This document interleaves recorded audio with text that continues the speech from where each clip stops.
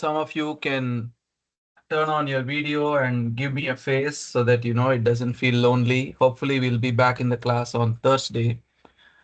Before I move forward, how many of you are actually following the lectures, like watching the videos, and is it helping you? Is it clear? I haven't had any feedback from anyone saying it is helping or not helping. Anything that you want me to do differently?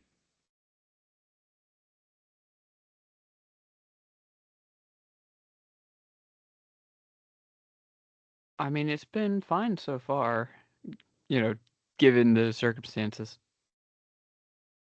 Okay, I mean, I'm not talking about the online class. I'm just saying in general, are my lectures actually helping you understand the material, both in class and later if you consult the recording? Is it helping you learn? That's my point. Sometimes students just keep quiet. They completely ignore the instructor and just read the book themselves or watch online videos and learn. Are you being pushed to that, or am I actually helping you? That is the question.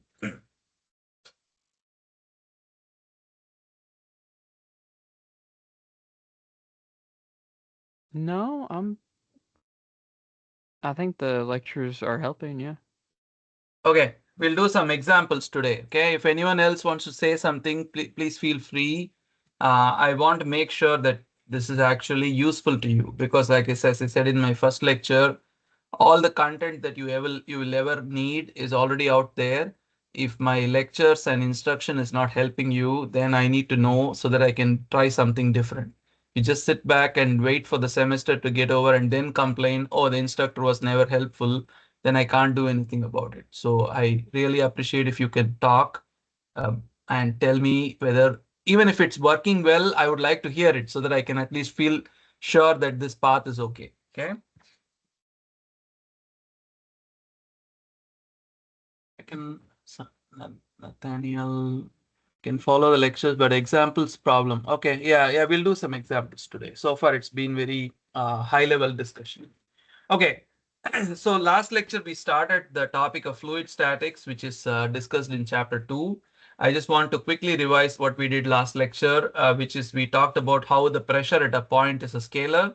We made some statistical arguments about how a arbitrary surface in a fluid will experience nearly the same force from every direction. So pressure must be a scalar. And then the pressure distribution in a shear free fluid, we did a derivation and then we came up with this relation which connects the acceleration of the fluid to the pressure gradient or the rate at which the pressure changes in each direction with the gravity force along the vertical direction. I wrote this equation and I also carefully drew a schematic that will go along with it. A vector equation is not really complete unless you tell which are the directions. So I tried to make an effort for that. We also talked about what is an incompressible fluid versus a compressible fluid.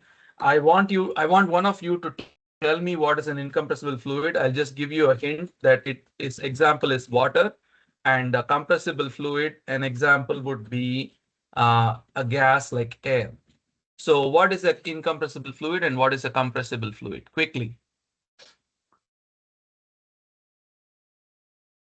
I mean, most oils are, well, not necessarily oils, but hydraulic fluid is non-compressible, but it's also made to be non-reactive.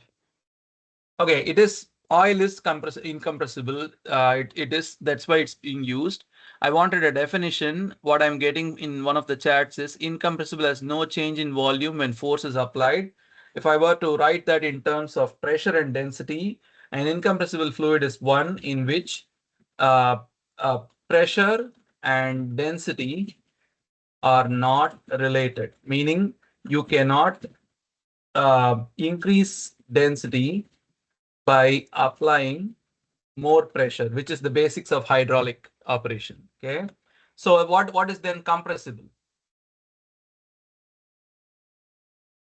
A compressible fluid is one in which pressure and density are closely related, usually through the thermodynamic equation of state.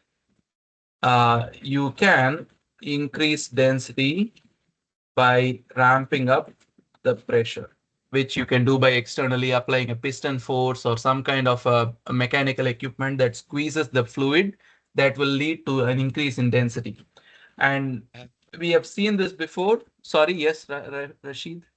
I have a question. Can you just say that incompressible is when density is constant, or Yeah, does that density not is work? constant. So we can write, we wrote it during the lecture. So we wrote density is a constant. How people say that in mathematical terms is they say that the density is independent of pressure. Density is independent of pressure. Independent of pressure. Okay. Density is a constant for that fluid. That doesn't mean density cannot change with space or temperature, but density is not related to pressure. That's what makes it incompressible. Remember the word compression. Compression means to squeeze harder. So if you increase pressure, that won't lead to an increase in density. That's what incompressible means. If you take, for example, seawater. Seawater is famously stratified because it has salt. The salt density increases with depth. So at the depth, the water is denser than at the surface. At every layer, it is still an incompressible fluid, but it is not a spatially homogeneous fluid. So what I'm saying is density can vary with other factors like height, temperature, and so on. But density, if it is unrelated to pressure, that makes the fluid incompressible. Okay. And for compressible fluid, you can write the ideal gas equation is a good model for the density as a function of pressure under conditions where uh, temperature is high and pressure is low relative to the condensation point. So you know ideal gas equation. I'm not going to write it here. Okay. And we also saw what is the pressure variation in height for an incompressible fluid.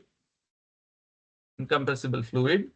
The pressure at two different heights, P of Z2,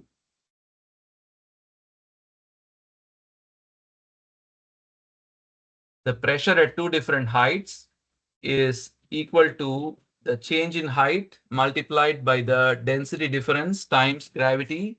The negative denotes what? What does the negative sign denote?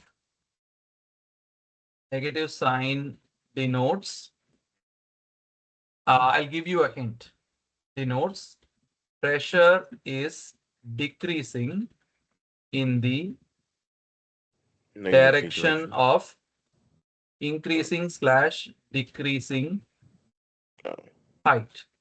Choose one option. Sorry, what was that?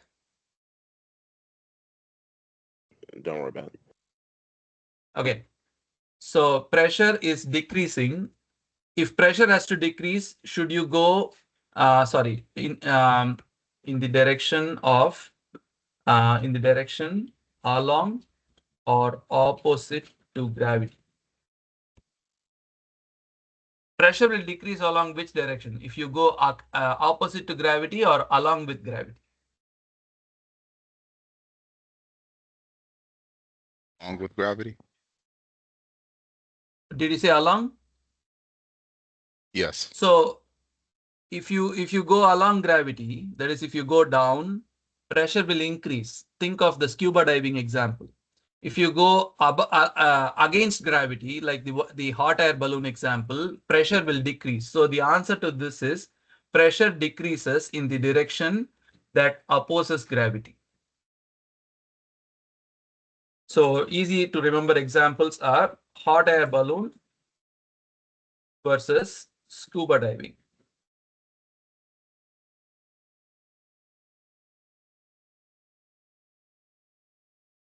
With me so far, everybody? Yes. We are reviewing last lecture. Yeah.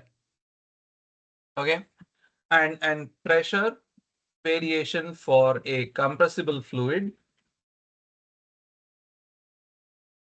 pressure changes, or to be specific, decreases exponentially in the direction opposite to gravity. I'll bring out the equation, but the key, it's not the equation that's important. What you should remember is, for incompressible, the pressure drop was linear. For compressible, it is exponential. Okay, and the equation is right here. Let me write that, and then I will not go back and forth. 1 second.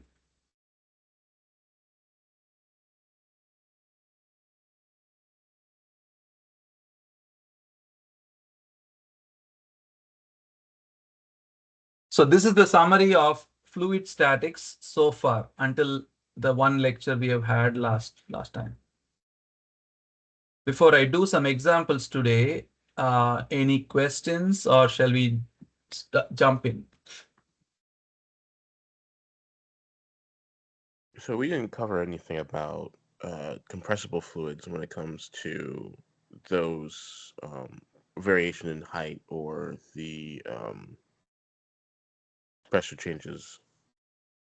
We haven't done any problems yet. I just introduced how the pressure will, I did the derivation for how pressure will change for an incompressible fluid and a compressible fluid. That is up to section 2.3.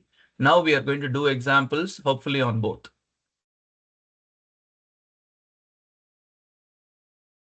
All right.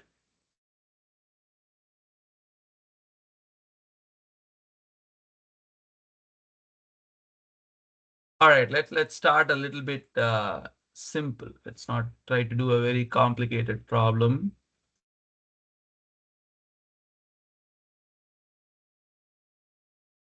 Okay, so let's start with problem. I'll copy paste this.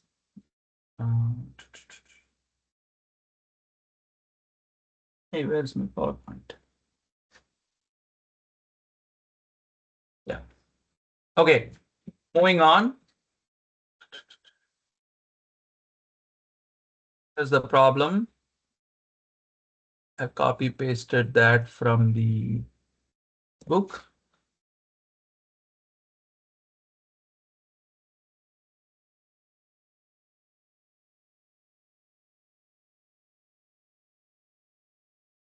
All right.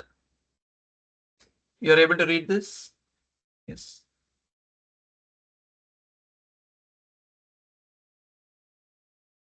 The first sentence is sort of like background. It just says Bharati's caves, maybe some animal, I don't even know. What is the pressure at a depth of 5 kilometers from the sea level, assuming that seawater has a constant specific weight of 10.1 kilonewtons per meter cube? Express your answers in Pascal and PSI. We'll try the Pascal first. Okay. So it will always help if you draw a sketch, even for the simplest of problems, to kind of keep yourself grounded. I'm going to draw one. If I call this level as sea level, okay, sea level, and I'll say this is z equal to 0. Okay, this is the height, sea level. I'll designate that as my reference plane. Okay, we are interested in a height or a depth which is 5 kilometers. Okay, we'll call this h, or sorry, we'll say this height is z equal to h, where h is 5 kilometers. Or if you want to call depth, I'll call it d, so that d stands for depth. D equals 5 kilometers. The question is, what is the pressure at this depth? So what is the pressure at z equal to d? That's the question asked of you. And this is sea level. So at this pressure, at this level, the pressure must be equal to atmospheric pressure. Whatever 1 atmosphere pressure is, it should be equal to that. Okay. So you can do it both ways. You can be really mathematical about this and start with the equation for pressure gradient. But what I like to do is have that instinct. If you say pressure at a depth of 5 kilometers, it must be, so I'll write P at Z equal to D must be equal to the pressure at Z equal to 0 plus density of seawater, which we are told to assume to be a constant, times G multiplied by D. I don't have to think too hard. I know that pressure will increase as I go below, as more weight of the fluid accumulates above. The pressure at a greater depth will be the pressure due to all of the liquid above me. So I just wrote directly the pressure that we seek is equal to that pressure at Z equal to 0 plus rho G times D. Look at this. Tell me if this makes intuitive sense. I like to get confirmation. I want to know if this makes sense. Otherwise, I don't want to assume. Yes. Yes, sir. Yes. I got a couple of yes. Okay. Thank you, Nathaniel. David, Trey, Zane,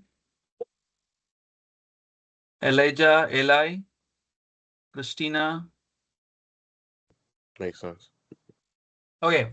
So that means I can write this is equal to, what is the pressure at Z equal to 0? That must be atmospheric pressure, which we can look up. It's a standard value that we'll assume, plus rho times G. Now pay attention to this quantity rho times G. It's called rho times G has units. What are the units of rho times G? That would be kilogram per meter cube times meter per second. Okay, kilogram per meter cube times meter per second. All right, so that would be kilogram. I'm going to write this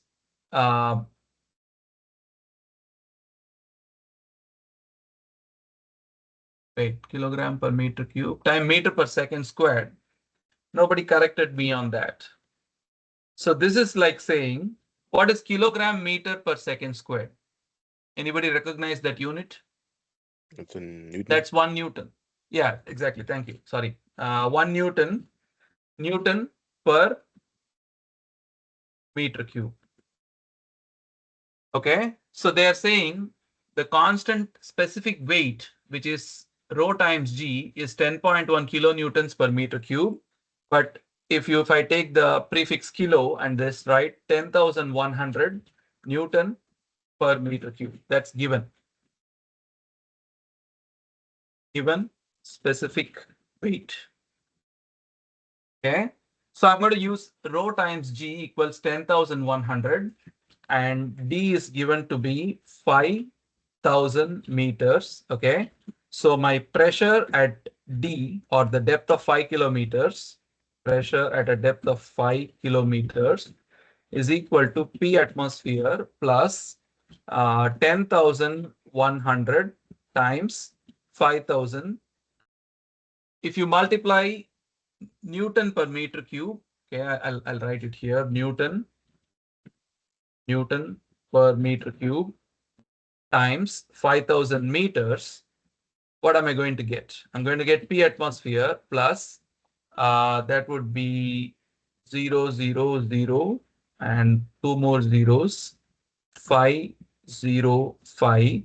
What is Newton per meter squared? What unit is that?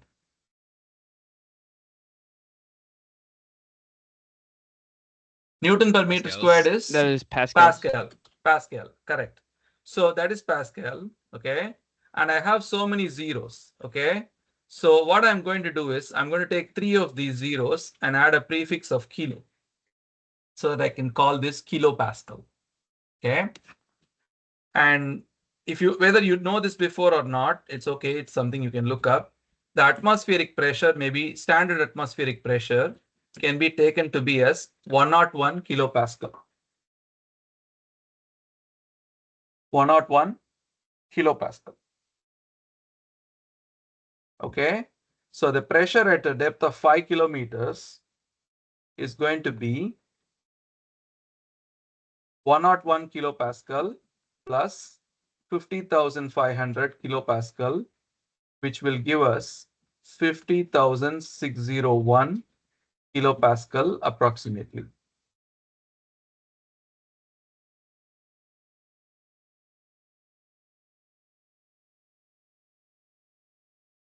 From this estimation, what can you figure? What can you say about the contribution of, remember this, even though this is sea level, above the sea, there is the atmosphere. Okay, that atmosphere's contribution is what you take as atmospheric pressure at the sea level. So this is due to all the air above the ocean or above the sea. And then this is the contribution of the pressure due to the water that exists between sea level to a depth of 5 kilometers. So if you look at this number, and if you just think about it for a second, what percentage of this is due to the air and what percentage of this is due to the ocean or sea?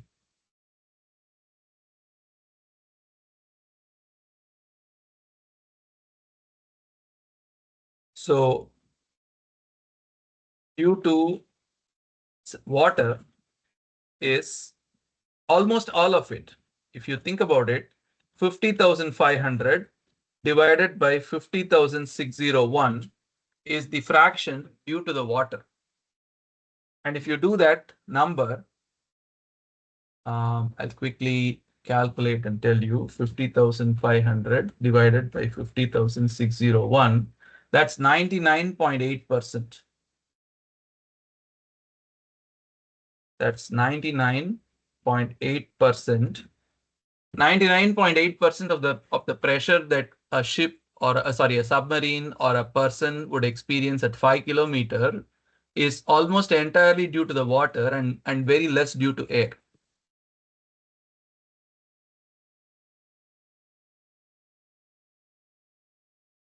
Okay.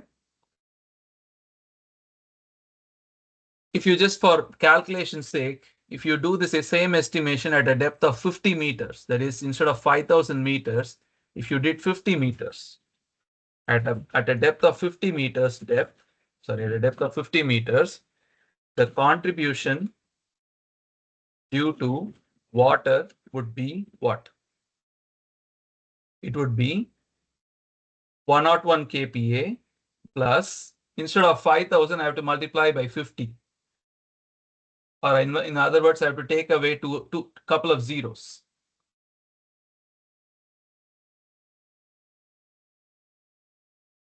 That will be 505 kPa.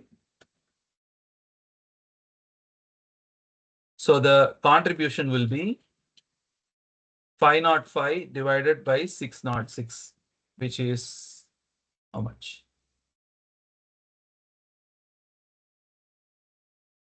That's 83%.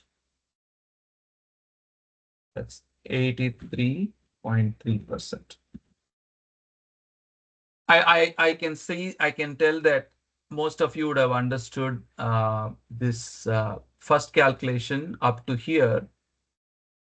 Are you able to follow these two additional steps to understand the relative contributions of the air and the water above this point of interest? Yes, okay. Yes. Isaac? Christina? Yes. Okay, good. So when you do this type of estimations, don't stop with the final answer. That's not the final answer. You need to think a little bit. What is leading to that answer? Is it the air is pressing on, the water is pressing on? Can we think about their relative contributions and think further? That's called analysis. Okay. Okay, let's do another problem. Problem 2.6 from the book, again based on incompressible fluid. Are we going to figure out the pressure in PSI for that last problem? Yes, that is, if this is the pressure in kPa, I leave it to you to convert it to PSI. I'm very confident that you can handle it. Okay.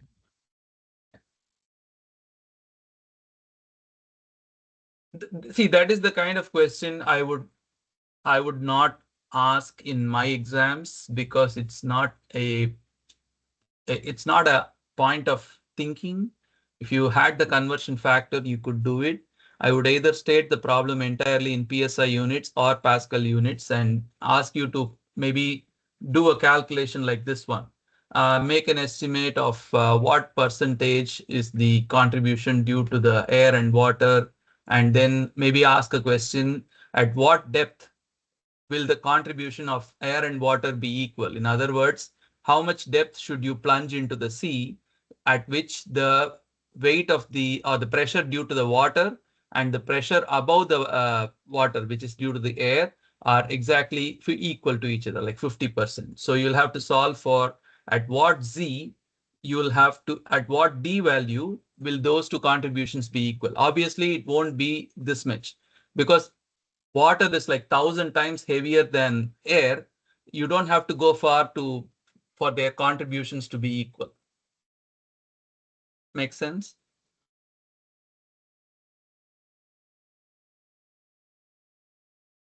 All right, let's read this problem. I'll give you a minute to read. Take a look, read the problem.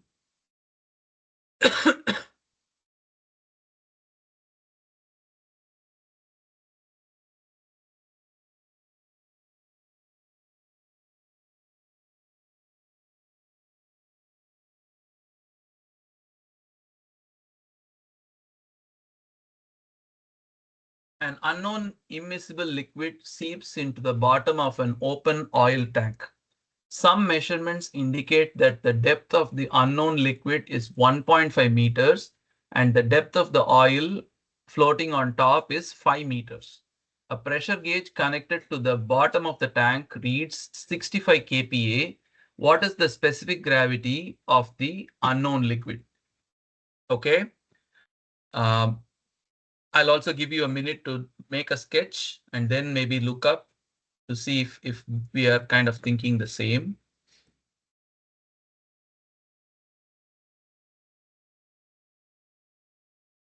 So here is the tank. Here is the unknown liquid.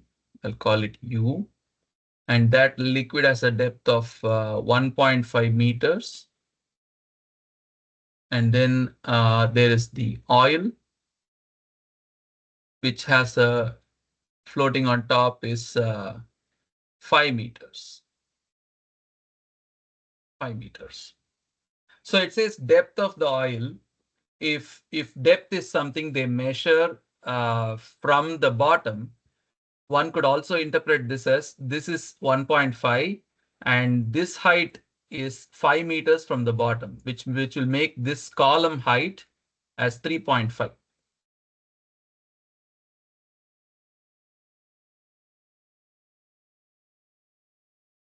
Are you with me?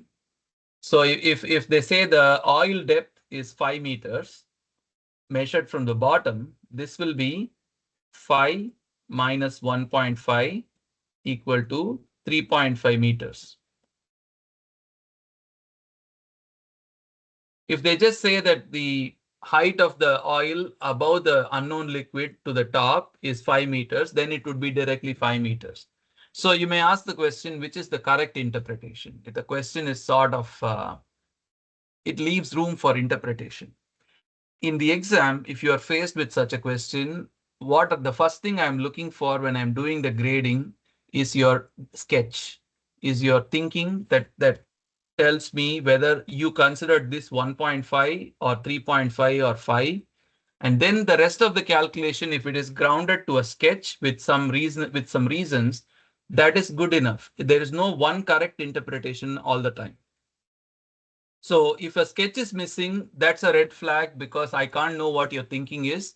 And I'll have to make my own assumptions when I interpret your writing. Okay, so always start with a sketch. How about that?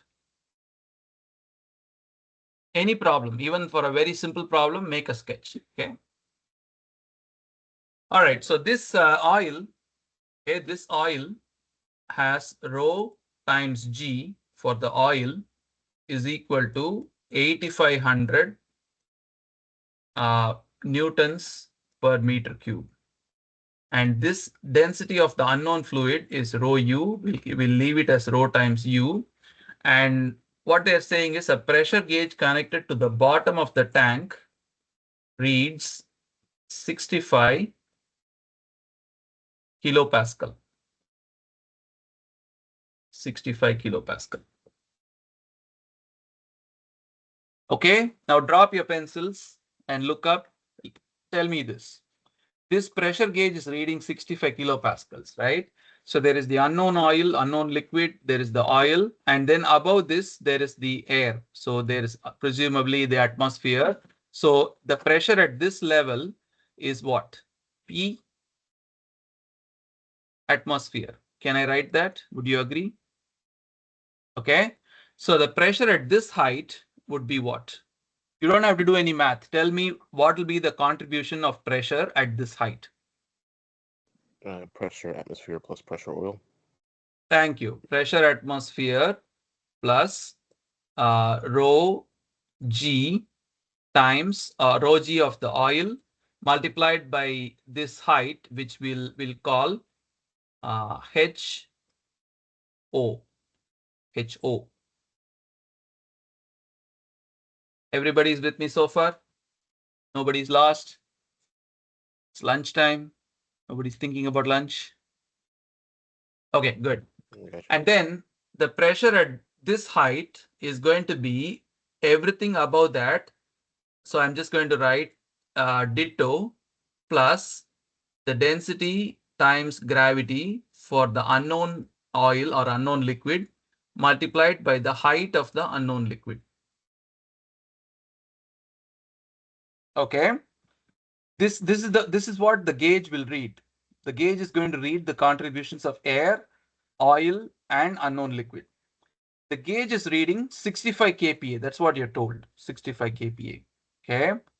I also will tell you that atmospheric pressure itself is 101 kPa taken as the standard value. But the gauge is reading only 65 kPa. So how do we think about this 65 kPa? You have used pressure gauges. What do you know about gauges? How do they display a reading?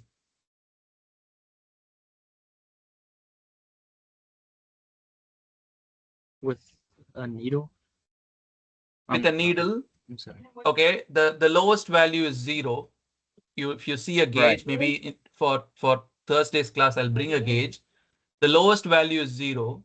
The maximum value could be something. Let's say it can go up to like 1 million, not 1 million. 1 million Pascal, which is like 100 atmospheres. 100, no, 10 atmospheres. So when you say zero pressure, read by a gauge, what is it actually reading? Atmospheric pressure, or like the ambient pressure within whatever tank it is. Within ambient pressure. Okay, I'll take that answer. Trey, what were you going to say? I was gonna say it's reading the atmospheric pressure, but it's zeroed out on the atmospheric pressure. So in this instance, it wouldn't be included. Right. Both of you are right. So for others, a pressure gauge, most pressure gauges are typically a membrane. On one side, it is the pressure that you want to sense. I'll call it PS. And on the other side is the ambient pressure, which is usually vented to the atmosphere. So there are very few gauges that measure absolute pressure or the total pressure. Most of them measure a pressure difference between the side you want to measure and the atmosphere. So when it reads 0, the interpretation is PS minus PA is your reading. So if your reading is shown to be 0, what that means is your PS is equal to PA or atmospheric pressure. So whenever it says a pressure gauge reads 65 kPa, The most common assumption made in this textbook, in this course, in this field in general is that 65 kPa is a pressure above the atmospheric pressure. So the true pressure, which we call absolute pressure, is the reading plus the atmospheric pressure, also known as gauge pressure, also known as reference pressure. So the true pressure is 101 kPa plus 65 kPa or 166 kPa in this case. 166 kPa absolute. Okay, you can take it. You can take the number 166 kPa and work with it. That's one way to go about it. The other way to go about it is to understand that this atmospheric pressure contribution appears both in this equation, as well as in this measurement. So just don't include it at all. It appears on both sides of the equation and it's going to cancel out. So don't include it at all. That's another way of thinking about it. So we can write. Okay. P read by the gauge is equal to 65 kPa is equal to P atmosphere, sorry, is equal to P, the pressure due to the unknown liquid, plus P due to the oil. What you would do is you would convert this gauge pressure to a true pressure or absolute pressure by adding 101 kPa here, and then convert this to the gauge pressure, absolute pressure, by adding 101 kPa here, which you can skip and write 65 kPa is equal to 8,100 times Newton per meter cube times 3.5 meters plus the density of the unknown fluid is what we are trying to solve for, times 9.81 times 1.5 meters.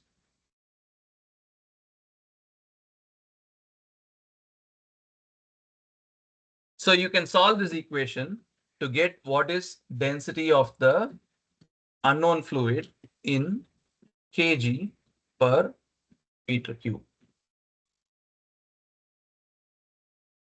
I want a show of hands that if this made sense. I know I'm intentionally being very intuitive and trying to make you operate from a gut feeling, because if you just rely on the math to guide you, sometimes you will not understand the appreciate the numbers. So tell me if this makes sense or not, please. I want a vote. Yes. Okay. Thank you. Yes, it does. Ray, thank you. Emiliano, thank you. Rashid, Nathaniel, thank you. Eli, question? Yes. You had a question, Eli? Could you just like go back over that one more time? Okay, sure. So, number one, the pressure at the bottom is due to three fluids: air, oil, unknown fluid. You agree with me? Just a quick Yes. question. Yes. You say it's sorry to interrupt. I just wanted to check something. You say we're multiplying 8,100 Newton meters cubed times Yep. 3.5 meters, Yep. but it states that specific specific weight for the oil is 8.5 Fine. kilonewton Yeah, meters. sure. Sorry. Okay. As you will see, yeah. I mean, I'm making a point. It's fine. I'm sorry I missed the number, but the concept is the same. Okay. Yeah, Eli. So there are pressure at the bottom is due to three fluids: air, oil, unknown fluid. Okay. And then the gauge reads the pressure difference between the pressure at that depth minus the atmospheric pressure. So if you take this equation, this is your golden equation, where the absolute pressure is the reading plus the reference pressure or the atmospheric pressure. Now you have sorry, I need to silence.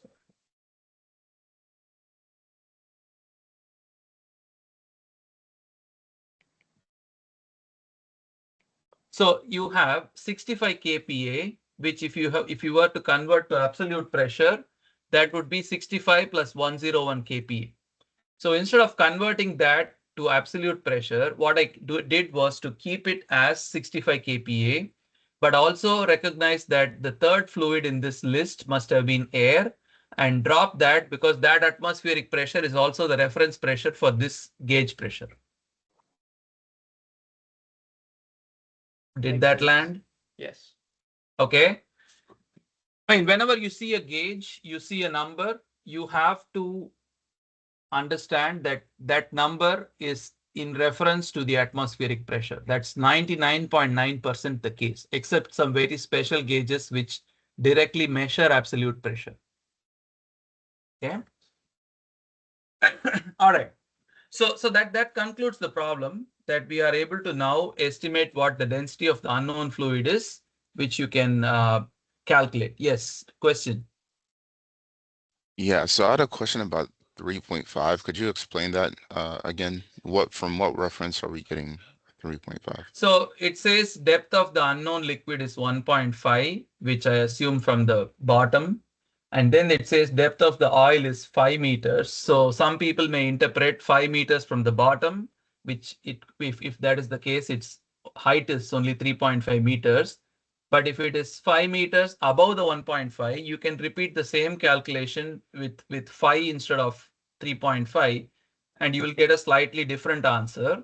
That depends on the way the problem is worded. So it leaves some ambiguity. So both answers are sort of correct, unless, I mean, as long as you are able to make a sketch, make this reasoning, show this on the diagram, I'm okay.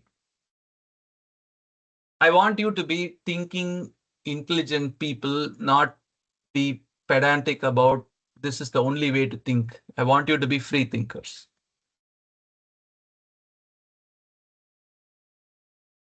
Okay, shall we move on? Okay, so we'll do another problem. Okay, so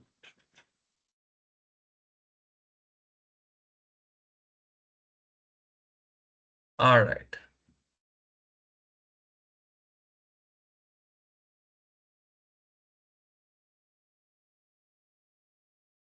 Sorry. All right. Let's. Interesting. Okay, let's try this problem. Even though I have not yet talked about manometry, what the hell? We'll do this anyway.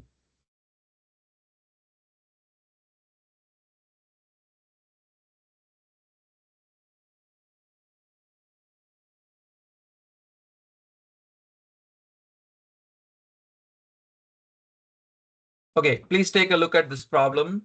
We have to determine the ratio of the height HW to the ratio of to HM in this figure. So take a moment, read the problem, think about it, and we'll start. Okay.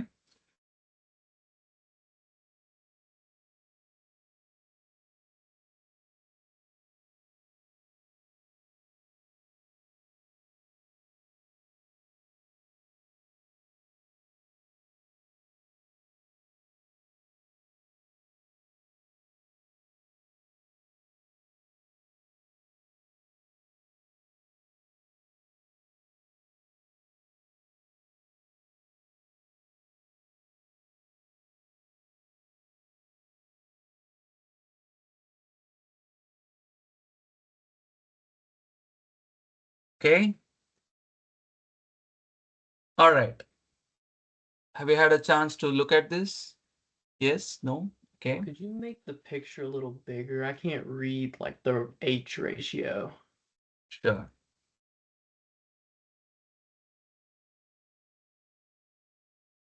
Thank Is you. it okay? Yeah.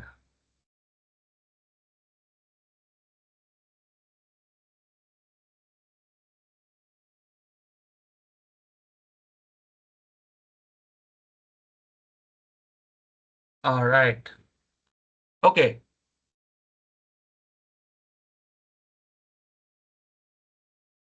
I'll label some points. Okay, we are going to make a table and write an expression for what is the pressure at each of those points. I'll call this number 1. This level, I'll call it 1. Okay, this is point number 2. This is point number 3. Okay, I want to make a table where let's say 2 columns, 2 rows. Okay, so I want to say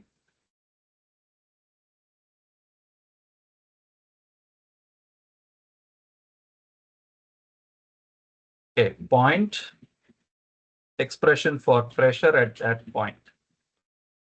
Point 1. What's the pressure at that point?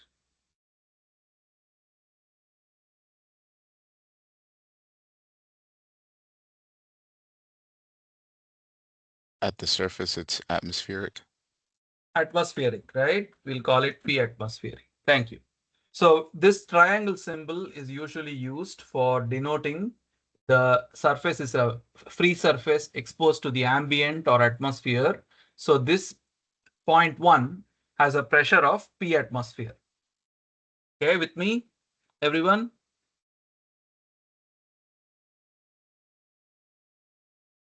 All right. Tell me what's the pressure at P2?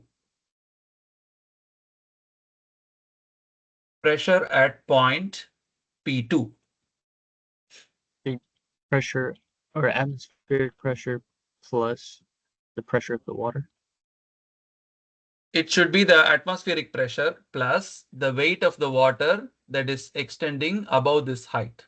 Okay, so from here, from this free surface to this depth, it's given to be HW, and then from this depth to this point number 2, which we care about, the height is given to be HM. So the height of the liquid that is above the point 2 is HM plus HW. Would you agree? The height of the water above point 2 is HW plus HM. Do you agree? Yes. Yeah. Yeah. Okay.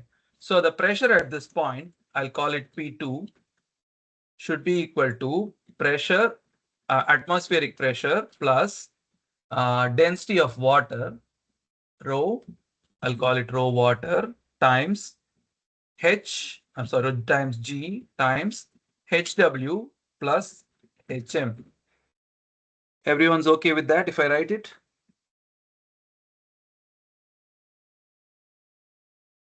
Yes. Okay, good. Okay. Kwame? Okay. All right. Good. Let's think about point number 3. What's the pressure at point number 3? It'd be pressure atmosphere plus the pressure of the water plus the pressure of the mercury. No, point 3 is mercury. Okay, this entire right side is mercury. It's not in connection with water. If you are at point 3, just tell me which is the fluid above you and what fluids should we account for? Is water above you at point 3? Would it be HW minus HM? Point 3 is exposed only to the air. It's not connected to the water. If you just think about it, it's like open to the atmosphere. So if you if you think of the air that is existing above this mercury free surface, that is the only thing that is pressing on. So the pressure at point 3 shouldn't be just P atmosphere. Won't you think? Won't you agree? When I ask for pressure, what I'm really asking for is what is the weight of the water, or sorry, what is the weight of the fluid that is directly acting on that surface? That's the only thing we want. We don't want anything that's adjacent or not connected. Yes, no? Elijah? Yes. Yes. Ray, thank you. Okay. Yes. Okay. Thank you. So P3 is atmospheric pressure. Okay, all right, we agree on that. Let's mark this point. We'll call it 4. Okay, what's the pressure at point number 4 that I've labeled here? That would be P atmosphere plus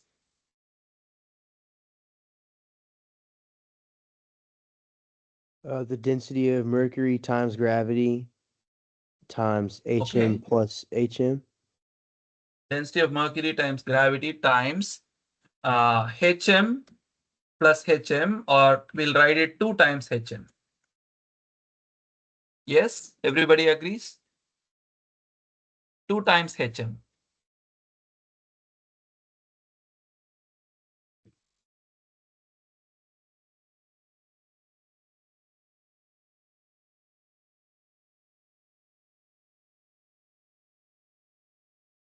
Yeah? Yeah. Yes, no, until so far. Okay. Okay, so now if you take these 2 points, 2 and 4, what's the pressure difference between 2 and 4?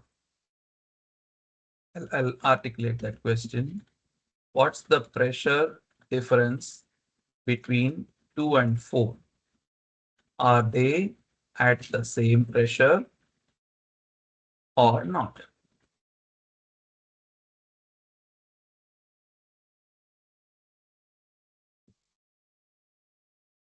If you crack this one, you have understood manometry. Yeah, they're at the same pressure. They have the same pressure. Okay, may I ask you why?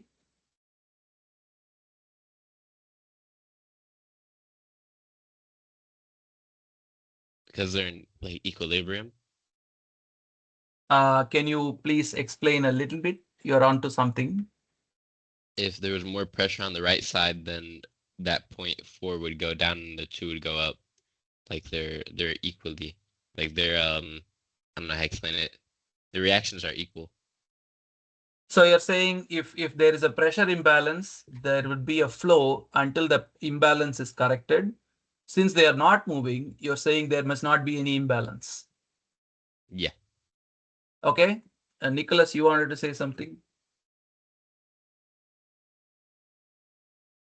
Oh, no. Sorry. Okay. Any other ways of saying that the pressure at 2 and 4 are equal?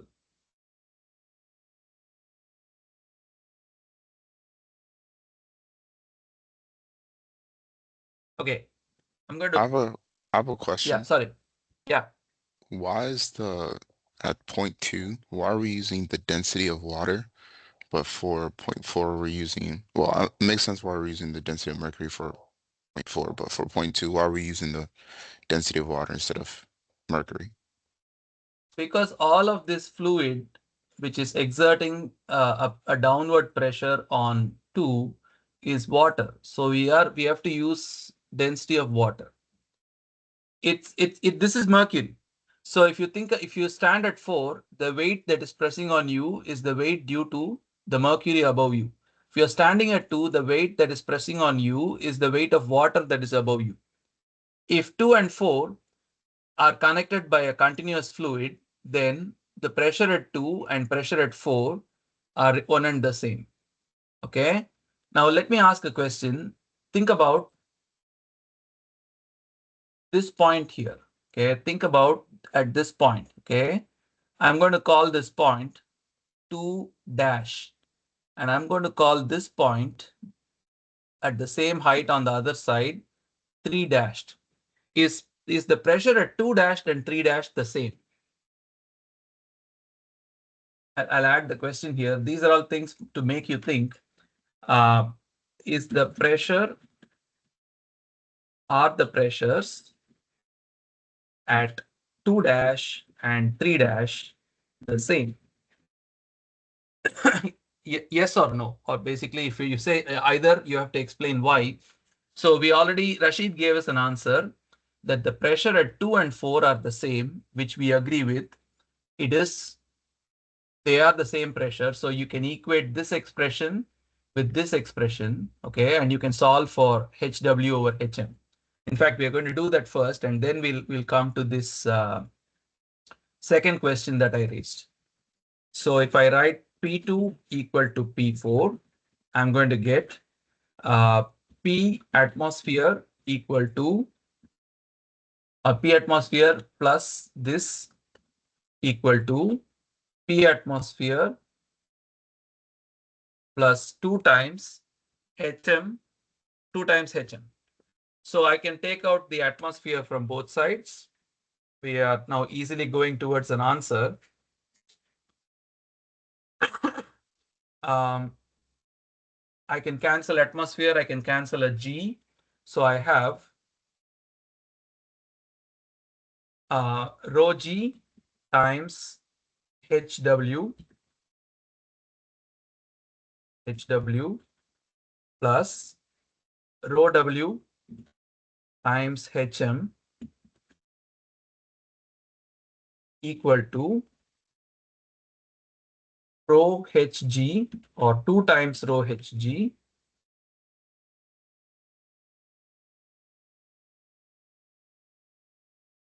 times HM. And what do I want? I want HW to HM.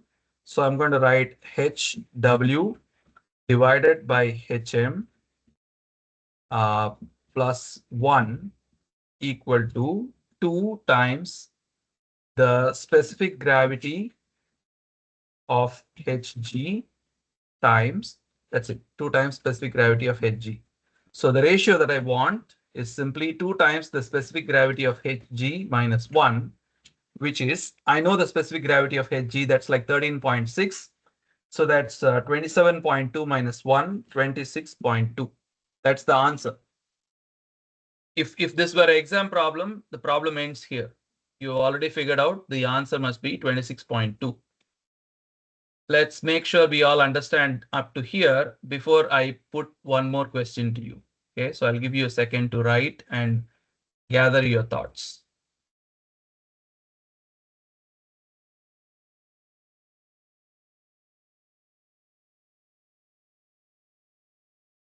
Okay, so if you see here on the mercury side, there is the dimensioning from the figure shows at 0.4, the height of liquid above 4 is 2 hm. That's why this 2 came here. On the water side, it is HW plus HM that's contributing to the weight above here.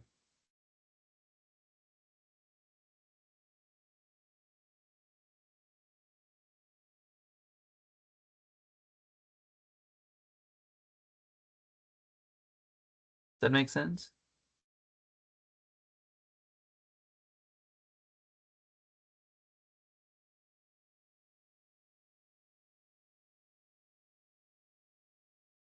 Yes, okay.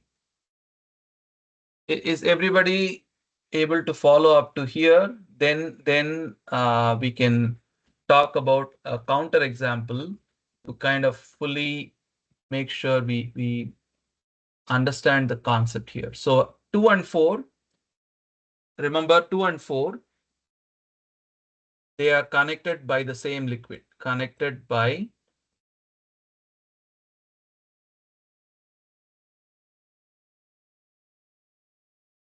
connected continuously by the same liquid, in this case mercury.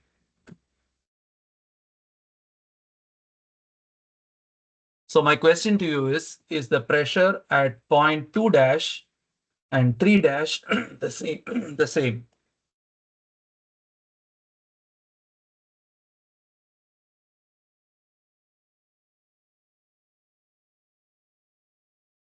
Yes. Okay, we have had one response now. Who said yes? Sorry, I missed it. I did. Okay, David, thank you. So David says the pressure at 2 dash and 3 dash are the same. So let me write the expression for 2 dash and 3 dash. Okay, 3 dash. So pressure at 2 dash would be what? P atmosphere plus rho G, rho water times G times H water or HW. And the pressure at point 3 or point 3 dash would be P atmosphere plus rho mercury times G times HM. Okay. Question is, are these two quantities equal, for which we have had one response that says yes. Okay. David, can you tell why you would think they both must be equal? I was just thinking the system it's static, like it's in equilibrium. So that was my logic. If there was like a pressure imbalance on either side, it would move. The mercury line would move, or the water Right, line. the mercury line would move. Only thing is, in this case, between 2 and 4, it's the same liquid. Okay. If you just replace, we'll come to you, Kwame. If you just think about it for 1 second, let's say I use a different color and I replace everything that is above this line. That is, if I replace this whole thing with just some constant force or constant pressure, it doesn't matter whether it's water or mercury or just atmosphere. These 2 points, if they are at the same pressure, there will be not any height difference between them. But if you take these 2 points, okay, if you take these 2 points and if I draw the same rectangle above and replace everything above them, this is water. This is mercury. So if you apply the same pressure at these 2 sections and you apply the same pressure to different fluids with different densities, obviously one of them will have to move because one is heavier than the other. I'm trying to make the counter argument that in this case, if you apply the same force or same pressure at this location, it makes sense because the fluid is not moving. It's the same fluid. So if you press equally from both sides, the fluid will not move because it's like squeezing both of them simultaneously. In this case, if you do the same, if you assume that the pressure is the same at these 2 locations, you are trying to apply the same force on 2 different fluids which have different densities. Obviously, one of them will give way for the other, don't you think?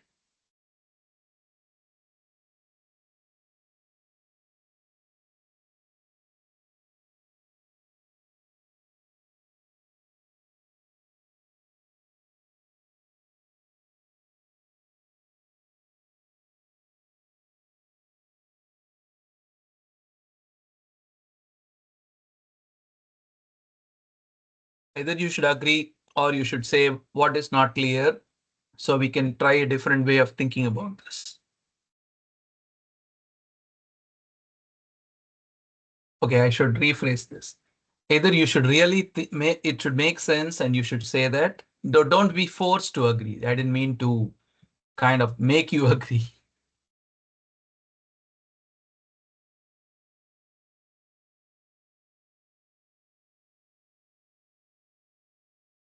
That makes sense. Okay, I'll repeat this one more time. Take the first case between 2 and 4. You have 2 pots. Forget what happens above this line. Just replace that with your own 2 hands. You have a tube of mercury, which is what this is. You press both sides equally. Since it is mercury and you are pressing with equal force, the 2 sides should be in balance because you are pressing them to both to be going, both in the same way. But if you take this cross section and you replace everything above with a just a force, and that too assuming that you press them with equal force, what will happen is if you apply the same force to mercury versus water, obviously that force is going to get transmitted and appear on the other side. This is exactly how hydraulics work. The brake pedal that you apply, that force is amplified by the cylinder of oil, and it shows up on your brakes as a multiplied force. Okay, so the pressure at 2 dash and 3 dash are not the same. They are not the same. Okay, in fact, if you want to know what is the pressure at 2 dash, what will you write? That is P atmosphere times atmosphere plus density of water times HW. And then at this point, it is density of mercury times HM. Okay, so the idea that you are deriving from here is 2 points that are not connected continuously, but at the same height are not at the same pressure. For this to be something that you can easily use, the more useful principle is 2 points that are connected by the same fluid and are at the same height are at the same pressure. This is the more useful statement, where you can look at a figure and immediately understand which are the points that are at same pressure versus which are the points that are not at the same pressure, even if they may be at the same height. Okay.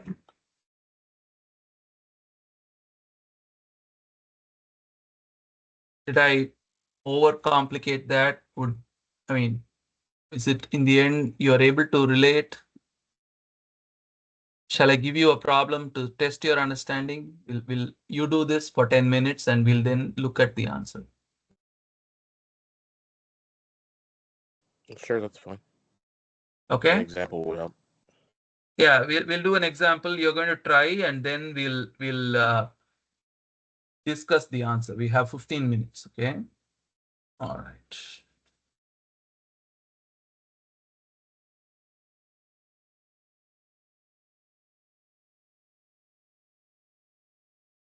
So let's do this problem.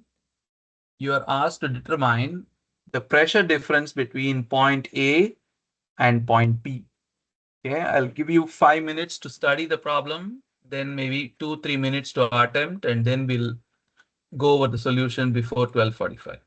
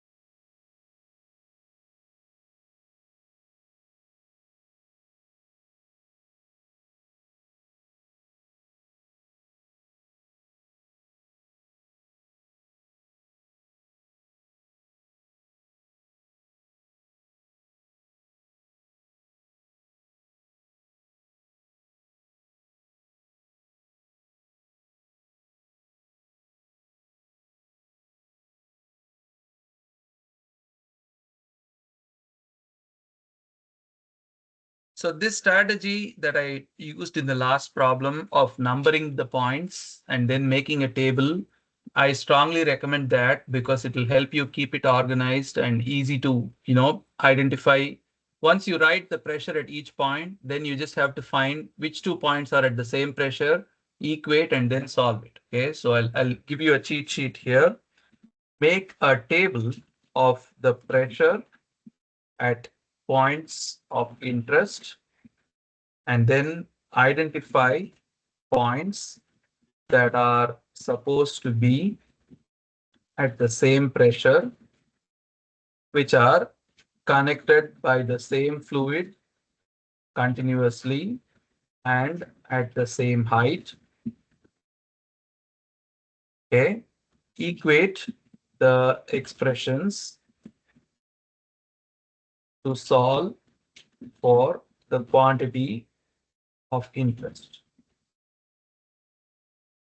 That's my cheat sheet, which I use when I do these kind of problems. and something that I'm suggesting to you.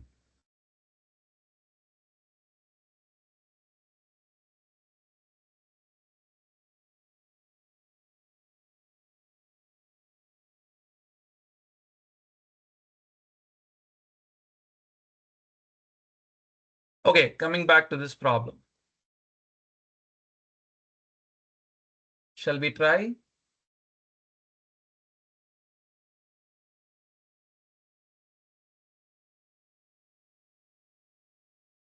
A point. We have pressure. We don't know what is PA. Okay, ultimately you have to solve for PA minus PB. So PA is not a point of interest, but PA minus PB is the quantity that we eventually want to solve. So where do we begin?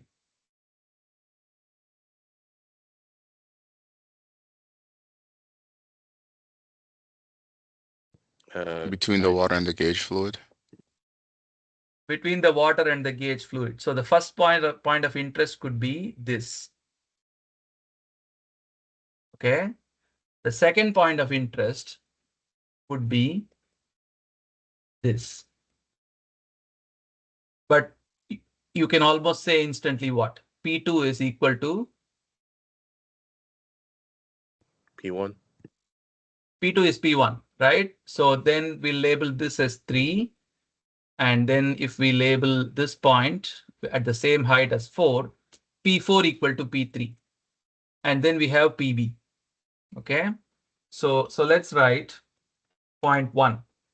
What is point 1? Point 1 would be the pressure at A plus, remember, if you are here, if you start at A and you have to make your way down, pressure increases or decreases? Increases. Increases, right? If you are going down, it should increase. It should increase exactly equal to the density of water times G times the height between point, I'll call it H, between point A and 1. What is HA1 from the diagram? 0. What's the height difference between A and 1? 1.1 meters. Yes, Isaac. 1.1 meters, right? 0.5 plus 0.6, 1.1 meters. Is that what you said? Thought I heard 1 meter. Okay, HA1 is 1.1 meters, okay? And 0.2 is same as 0.1. So you don't have to do it separately. You can just say P2 equals P1. Okay, here's the more interesting one. What is the pressure at 0.3 in terms of P2?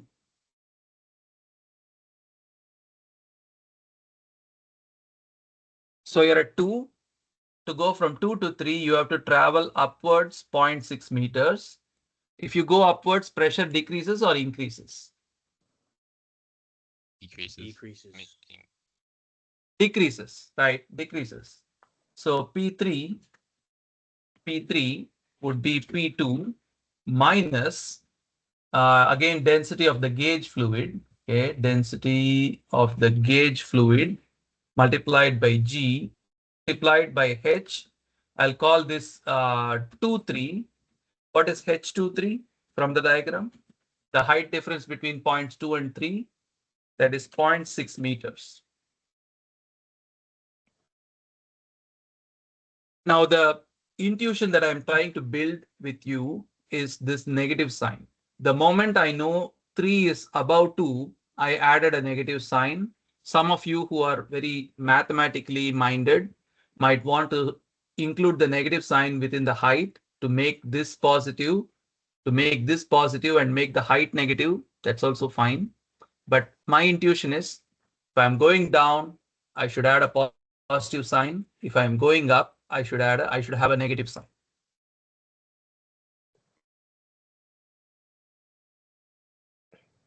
With me so far?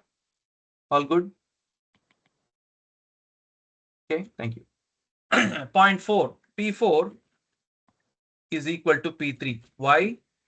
because it's connected by water and it's continuous and it's at the same height. Same reason P1 is equal to P2.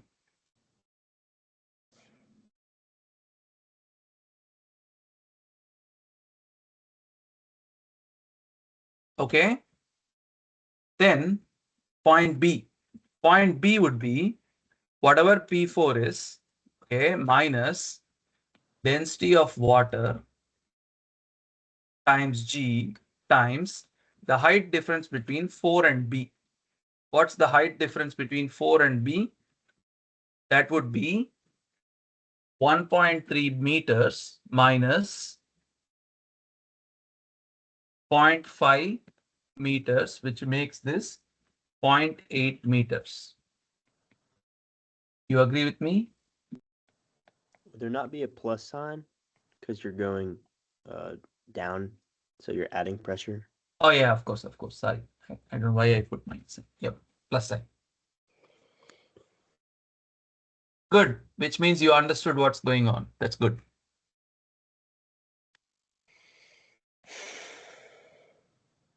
You have a question, Isaac?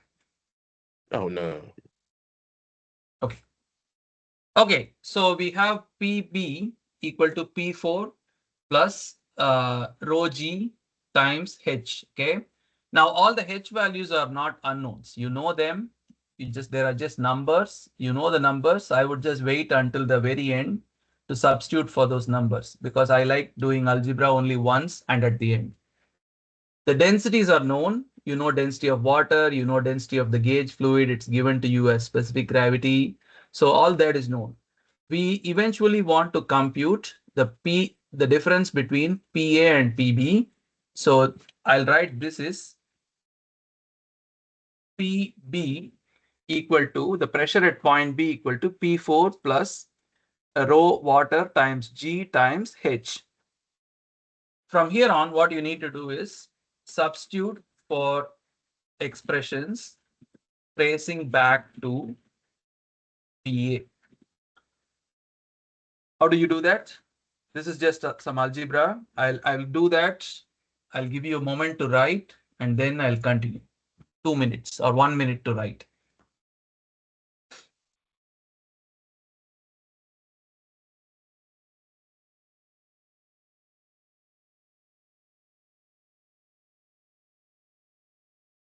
Can I continue? Okay.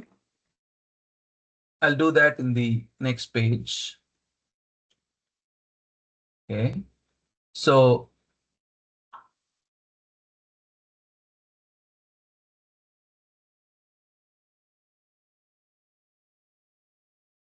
PB.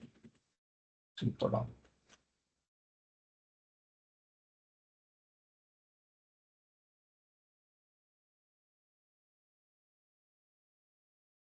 Okay. I'm going to delete this so that I can make some room for the algebra. PB equal to P4 plus density of water times G times H4B. Okay. Now, what's the next step? Shall we replace P4 with something else like P3? Okay, P4 is equal to P3. So that's the first thing that will be replaced. Equal to P3 plus density of water times G times H. What is P3? That's the next replacement we are going to do. Is substitute for P3, which is P2 minus this. Okay. And then you also still have to keep this term. Okay. And then what is P2? P2 is same as P1. So one more substitution. So wherever P2 appears, I'm going to replace it with P1. Okay. I'm going to replace it with P1. And wherever P1 appears, I need to replace it with the expression involving, expression involving PA.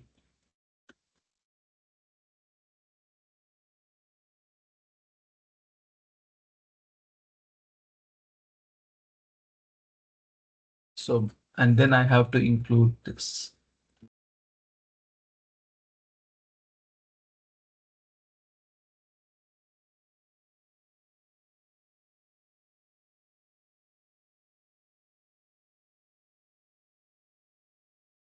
PB equal to this.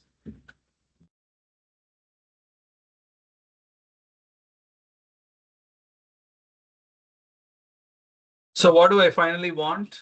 I want to calculate what is PA minus PB.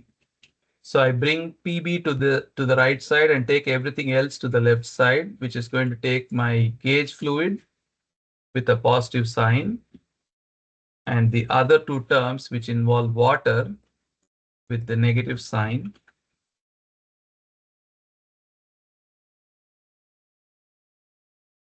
Okay. So this is the number I need to compute. Okay. And what is rho times G?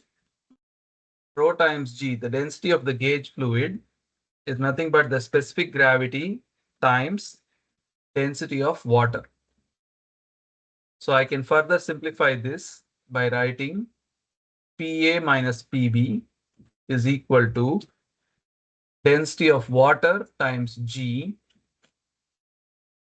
the whole thing multiplied by specific gravity times H23 minus HA1 minus H4B. That's your answer. And this is a good time to substitute all the numbers. Let's do that as well. So PA minus PB is equal to 1000 kg per meter cube times, for simplicity, we can just take it 9.8 meter per second squared times specific gravity is 2.6 times what is H23.6 meters minus what is HA1 1.1 meters and what is H4B, that's 0.8 meters. So please quickly tell me the number or the calculation.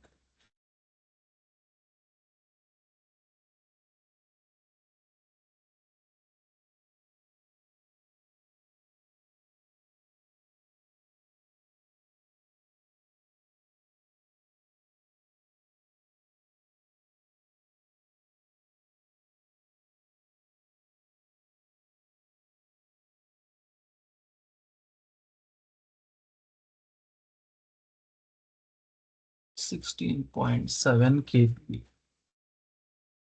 minus 16.7 kPa.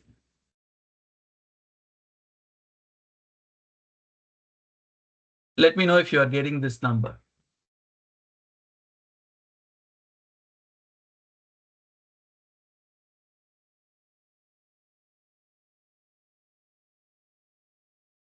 Oh, wait, sorry.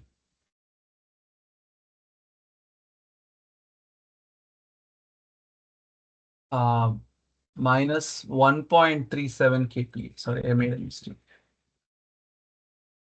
Is it one of the length 0.8 meters? This one? I think so, yeah. Yeah, this one's 0.8. So let me redo the calculation. 6 times.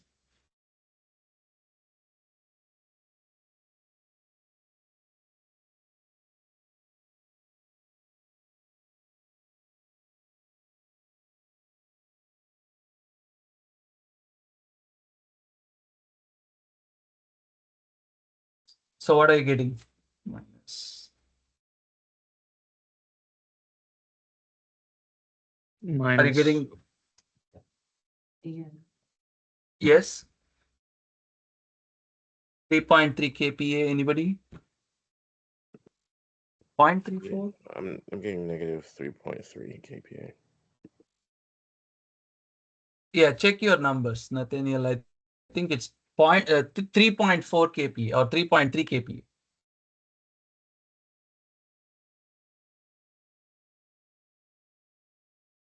Okay, so everybody is able to follow this, I hope.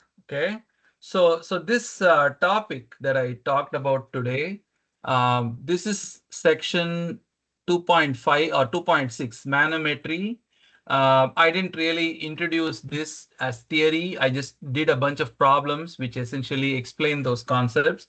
So what I would suggest here is uh, for you to do review section 2.6 and go through worked examples on manometry, which is what we did today. The name is manometry. And we still have to cover one important topic in this chapter, which is forces on surfaces, which we will do next lecture. Okay, so I'll post these slides. Before we go, any questions? Could you go back up a slide like for like 2 more seconds? Yeah, sure.